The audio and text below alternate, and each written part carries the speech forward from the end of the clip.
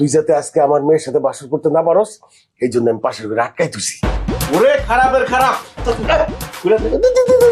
দিতেছি মিষ্টিটা খুলে দিতেছি। খুলে দিতেছি। যাই যাই যাই আমার বড় দে, কালকে আমরা বাসা করছি।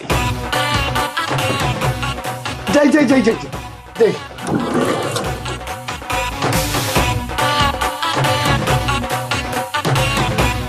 হ্যাঁ মিষ্টি, এদিকে আয়। বলো। তুই ফকির বাচ্চারে ডিভোর্স দিয়ে দে। মানে কেন ডিভোর্স দিব? আমি তোকে ডিভোর্স দিব না। তুমি আমার কি ভাবছো বলো তো? আমি কি তোমার হাতের পুতুল? তুমি বলবা বিয়ে কর, আমি বিয়ে করবো। তুমি বললা ডিভোর্স দে, আমি ডিভোর্স দিয়ে দিব। তুমি না ওকে পছন্দ করে আমাকে সাথে বিয়ে দিছো, আমাকে তো জোর করছো লিটারালি তুমি বিয়ের জন্য। আমি এখন এই ছেলেকে ডিভোর্স দিব না। আরে বাবা রে, তুই তো বুঝতেছস যে ও আমার সাথে চিট করছে। ও তোমার সাথে কি করছে না করছে সেটা আমার দেখার বিষয় না।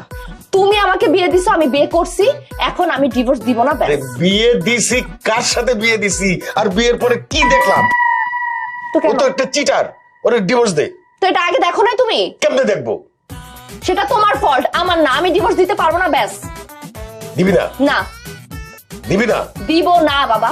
ঠিক আছে, দেখ দেখ আমি কি করি, তখন আর কিছু বলতে পারবি না। ঠিক আছে, দেখো।